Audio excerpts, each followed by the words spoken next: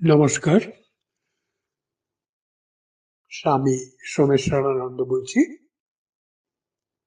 স্বামী সোমেশ্বর ধ্যান গ্রুপ। প্রশ্নোত্তর। প্রথম প্রশ্ন করেছেন অপর্ণা দাস বিশ্বাস।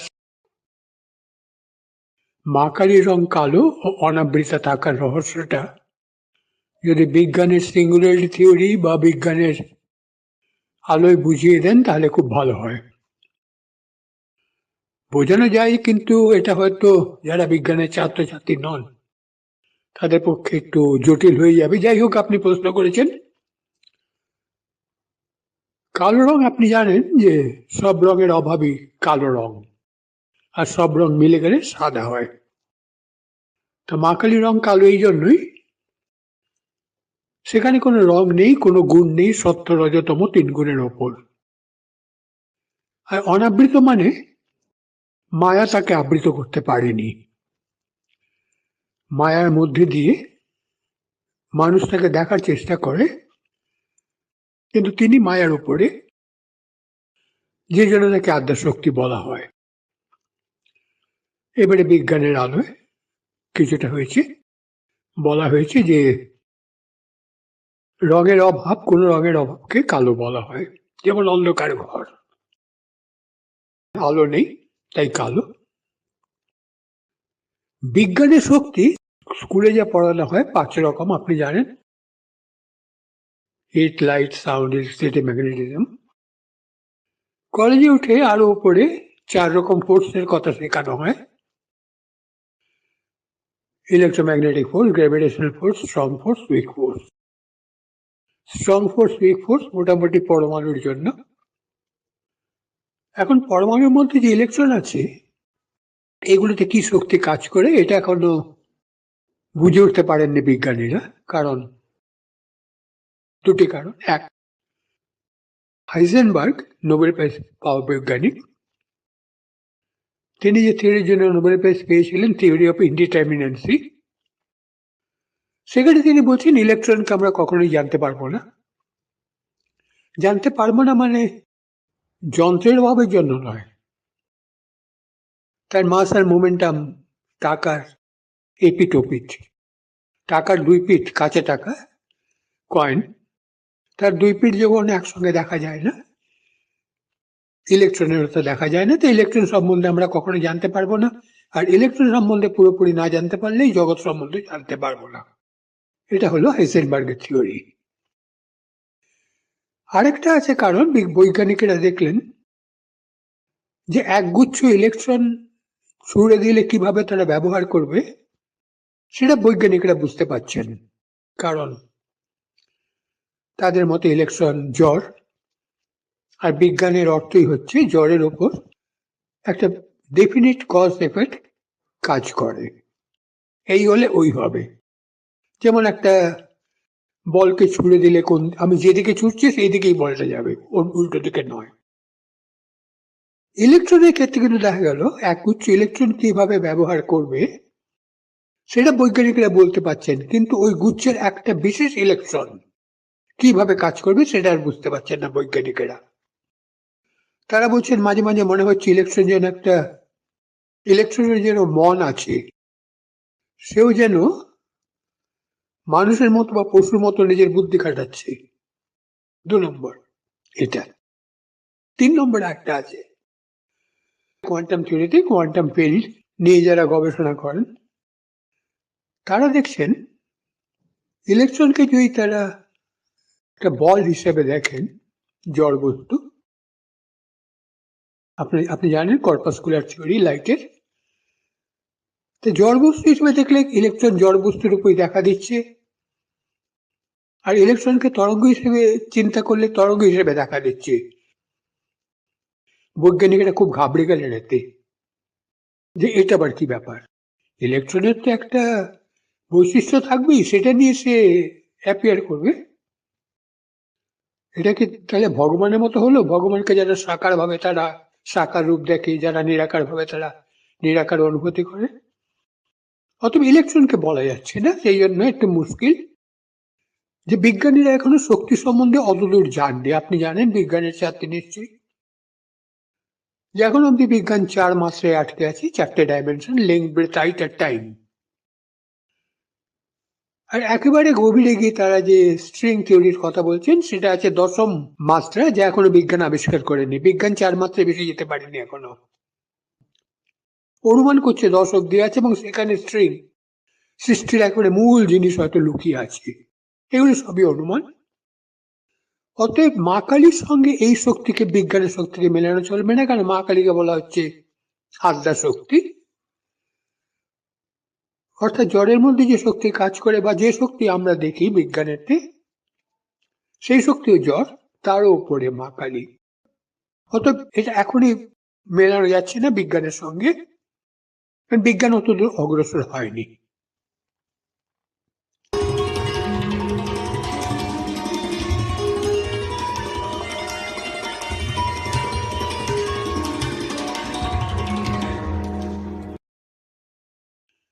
দ্বিতীয় প্রশ্ন করেছেন রাজু ঘোষাল। তার প্রশ্ন, দুর্বল ব্যক্তির কি ক্ষমা করা বা উপেক্ষা করা উচিত? অথবা যদি কোনো দুর্বৃত্ত প্রতিঘাত না করে, ক্ষমা করে বা উপেক্ষা করে, তবে সে কি বাকি দুই ব্যক্তির সমান হতে পারবে? যদি বলেন তবে আরো ভালো উপলব্ধি হবে। আমি বুঝতে পারছি না আপনার প্রশ্নটা। দুর্বল ব্যক্তিকে ক্ষমা করা বা উপেক্ষা করা উচিত? ক্ষমা তো সে করতে পারে না, কারণ তার শক্তি নেই। ক্ষমা তো শক্তিশালী লোক করে, যার মারার সাহস আছে, পাল্টা জবাব দিতে পারে, সে ক্ষমা করতে পারে। দুর্বল ব্যক্তি ক্ষমা করতে পারে না। উপেক্ষা যে করছে, এটা সে উপেক্ষা করছে না, সে ভয় পালাচ্ছে। দুর্বল ব্যক্তি খুব জোর এড়িয়ে যেতে পারে, গা বাঁচিয়ে, না পারে ক্ষমা করতে, না পারে উপেক্ষা করতে। অত উচিত অনুচিত এর প্রশ্নই আসছে না। তারপর বলছেন, যদি কোনো দুর্বল প্রতিঘাত না করে ক্ষমা করে বা উপেক্ষা করে, তবে সে কি বাকি দুই ব্যক্তি সমান হতে না পারে না? দুর্বল ব্যক্তি ক্ষমা উপেক্ষা করবে কি, তা তো সে সাহসী নেই, শক্তিও নেই। ওই যে বললাম, সে এড়িয়ে যায় গা বাঁচিয়ে। সুতরাং দুর্বল ব্যক্তির প্রথমে দুর্বল ব্যক্তির একটাই কাজ, সবল হওয়া, অথবা আরো বহু লোককে একসঙ্গে করে সে আক্রমণ করতে পারে। জিতে যাবার অবস্থায় এলে ক্ষমাও করতে পারে। আর উপেক্ষা করা উচিত, ওটা যে বললাম, উপেক্ষা নয়, এড়িয়ে যাচ্ছে সে। দুর্বল ব্যক্তি বাধ্য হয়ে এসব করে, সবল ব্যক্তি উপেক্ষা করেন বাধ্য হয়ে নয়, তার চেতনার উন্নতির জন্য করেন।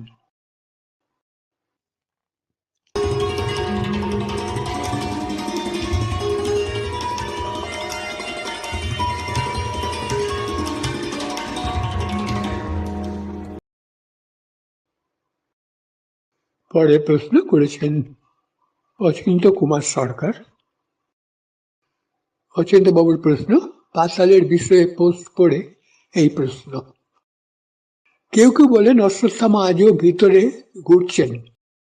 জ্ঞানগঞ্জের আলোকে নামে একটা বইতে পড়েছি, অশ্বত্থামাকে শ্রীকৃষ্ণ সাধনা করতে উপদেশ দিয়েছিলেন এবং তাতে সিদ্ধি লাভ করে জ্ঞানগঞ্জেই অবস্থান করছেন। এটা কি পাতাল থেকে রামের দ্বারা অহল্যার মুক্তির মতো? মহাভারতে আছে শ্রীকৃষ্ণ তাকে অভিশাপ দিয়েছিলেন, তারপরে বলেছিলেন তুমি সাধনা করো। কিন্তু জ্ঞানগঞ্জে আছেন এই কথা মহাভারতে নেই। যদি কোনো বইয়ে থেকে থাকে, যিনি লিখেছেন তিনি ভালো বলতে পারবেন। আপনি পাবলিশারকে একটা চিঠি দিতে পারেন, বা লেখককেই সরাসরি চিঠি দিতে পারেন যে তিনি কোন রেফারেন্স থেকে কথাটা বলছেন।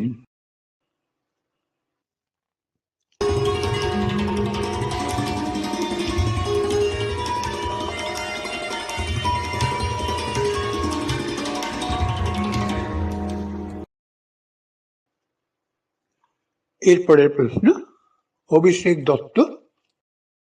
একদিন দাদু, দিদা, মা, বাবা তথা প্রিয়জনেরা আমাকে ছেড়ে পরলোকে চলে যাবেন, এই ভেবে মনটা ভারাক্রান্ত হয়ে ওঠে। এক্ষেত্রে নিজের মনকে কিভাবে তৈরি করব? বাস্তবকে দেখে শিখুন। বাস্তবকে দেখে বই পড়ে আর কতদিন শিখবেন? ধর্ম করতে গিয়ে বহু লোক এই ভুলটা করে, তাহলে বাস্তবকে দেখে না, একটা মন গড়া ধর্মের কাল্পনিক ঈশ্বর তৈরি করে নিয়ে ওই নিয়ে জীবন কাটায়। বিজ্ঞান যেমন বলছে আগে বাস্তবটাকে দেখুন, ধর্ম তাই বলে আগে বাস্তবটা দেখুন। প্রিয়জনের আমাকে ছেড়ে যাবে, তা এখন থেকে আপনার দুঃখ করে লাভটা কি? যখন ছেড়ে যাবেন তখন দেখা যাবে। প্রায় সবারই হয়, আপনারা হবে, প্রায় বলছি প্রায় সবার। আর মনটা ভারাক্রান্ত। এখন দাদু, দিদা, মা, বাবা তথা প্রিয়জনেরা, মানে তার মধ্যে আপনার স্ত্রীও নিশ্চয় রয়েছেন, কিংবা আপনার ভাই, বড় ভাই, হয়তো তার আজ থেকে 40 বছর পরে মারা যাবেন। তা আপনি কি 40 বছর ধরে মন ভারাক্রান্ত করে বসে থাকবেন? বাস্তবকে বুঝুন অভিষেক বাবু, বাস্তবকে বুঝুন। ধর্মটা বাস্তব। ধর্মকে জীবন মুখী করুন। জীবন বিমুখ করে আমরা 1000 বছর গোলামি করেছি। দাসত্বে আমাদের অরুচি ছিল না, বুঝলেন? সুতরাং কি সাময়িকভাবে, কি ব্যক্তি জীবনে, আগে বাস্তবকে বুঝতে হয়। বাস্তবের মতো আমাকে অ্যাডজাস্ট করতে হবে। বিষ খেলে মৃত্যু হবে, চিনি খেলে মিষ্টি লাগবে, এটা বাস্তব। আগে বাস্তবকে বুঝুন, বাস্তব অনুসারে নিজেকে তৈরি করুন। বাস্তবে অনেক রকম দুঃখ আছে, প্রিয়জনেরা মরবে, আরো নানান রকম দুঃখ আছে। প্রিয়জনেরা কি চিরকাল প্রিয়জন থাকে? তাহলে কলকাতাতেই 100-র বেশি বৃদ্ধাশ্রম থাকতো না। বৃদ্ধাশ্রম মানে আমি বলছি মধ্যবিত্তদের জন্য।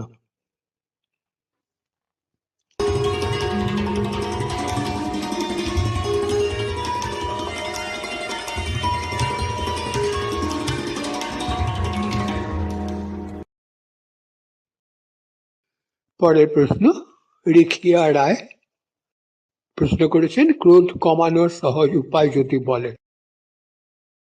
না, সহজ উপায় নেই। মাধ্যমিক পাস করতে হলে 10 বছর পড়তে হবে, গ্র্যাজুয়েশনে 3 বছর পড়তে হবে। কেউ যদি বলে সহজ উপায় কি, তাহলে প্রাইভেটে পরীক্ষা দিন। দামি জিনিস পেতে গেলে দাম দিতে হয়, বুঝলেন না? আমরা যদি সবাই সহজ উপায় খুঁজি, তার মানে আমি দাম দিতে রাজি নেই, আমি 5 টাকায় গাড়ি কিনতে চাই, তাই তো? এখন প্রশ্ন হচ্ছে আপনার মধ্যে ক্রোধ কতটা রয়েছে। যদি খুব কম থাকে তাহলে খুব তাড়াতাড়ি আপনি সফল হয়ে যাবেন ক্রোধ কমানোয়। যদি বেশি থাকে ক্রোধ বা রাগ, আপনার বেশি টাইম লাগবে। সহজ উপায় নেই, একটা ইনস্ট্যান্ট উপায় আছে, তাৎক্ষণিক। এটা আমরা পোস্টে দিয়েছি অনেকবার, বইও আছে। যেখানে রাগ হচ্ছে সেই জায়গা ছেড়ে চলে যান অন্য জায়গায়, গিয়ে লম্বা শ্বাস নিন, লম্বা শ্বাস ছাড়ুন, ডিপ ব্রিদিং শুরু করুন। 5 মিনিট করুন, এতে মনটা কিছুটা শান্ত হবে। বাথরুমে গিয়ে চোখে মুখে জল দিয়ে দিন, কিংবা কোনো গান শুনুন, মানে মনটাকে অন্যদিকে ঘুরিয়ে দিন। এইগুলো তাৎক্ষণিক উপায়, ইনস্ট্যান্ট, করে দেখতে পারেন।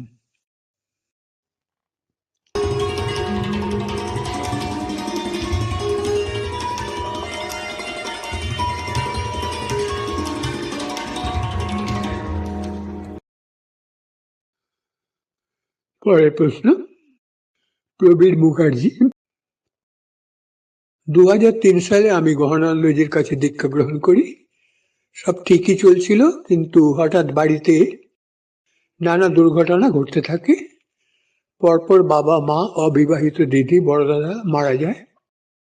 নানা ঘটনার পর এক সাধক দাদা বলেন, দীক্ষা মন্ত্র ঠিক হয়নি। আমাদের কুলদেবতা রাধাকান্ত, উনি আমাদের মন্ত্র ত্যাগ করিয়ে কৃষ্ণ মন্ত্রে দীক্ষা দেন। এমত অবস্থায় জানতে চাই আমি কি করব। আপনার তো দীক্ষা হয়ে গেছে একবার, দ্বিতীয়বার হয়ে গেছে, এবার আপনাকে ঠিক করতে হবে কি করবেন। আর কুলদেবতাকে আপনি দীক্ষার পর কি বাদ দিয়েছিলেন? পুজোয় রেখে দিতে হয়, তার পুজো যেমন হচ্ছে তেমনি করে যেতে হয়। যাই হোক, এগুলো নিয়ম। আপনি কি করবেন সেটা কিন্তু আপনাকে ঠিক করতে হবে, না হলে কিন্তু আপনারই মুশকিল। আপনি ঠিক করুন বা অন্য কারো কাছে জেনে নিন কি করতে হবে।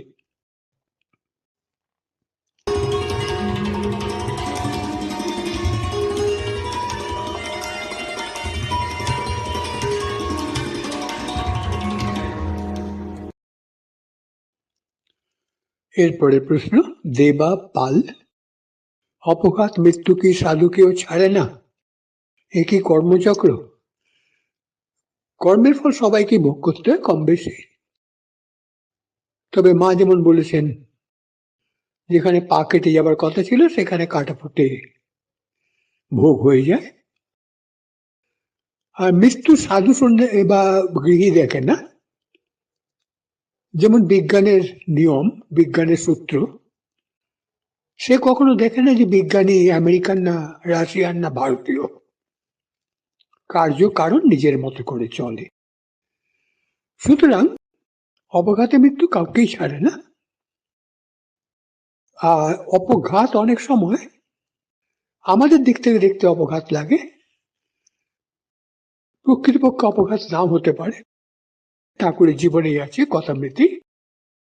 তার চেনাশোনা এক দীক্ষিত ব্যক্তি কম বয়স আত্মহত্যা করেছিলেন। কেউ যখন এই প্রশ্ন তুললেন ঠাকুরের কাছে, ঠাকুর বললেন, বলো না আত্মহত্যা করেছে, কথা বলো না।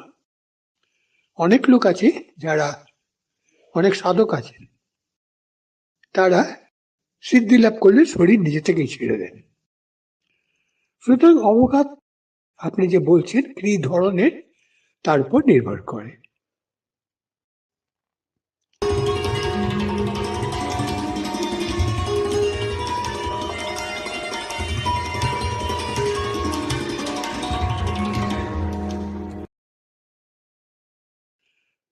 পরের প্রশ্ন সুদীপ মুখার্জি করেছেন, স্বামীজি এবং পরবর্তী মহারাজেরা বলেছেন যে বেদান্তে ব্রহ্মশক্তি ও আধুনিক বিজ্ঞানের শক্তি ক্ষেত্র একই,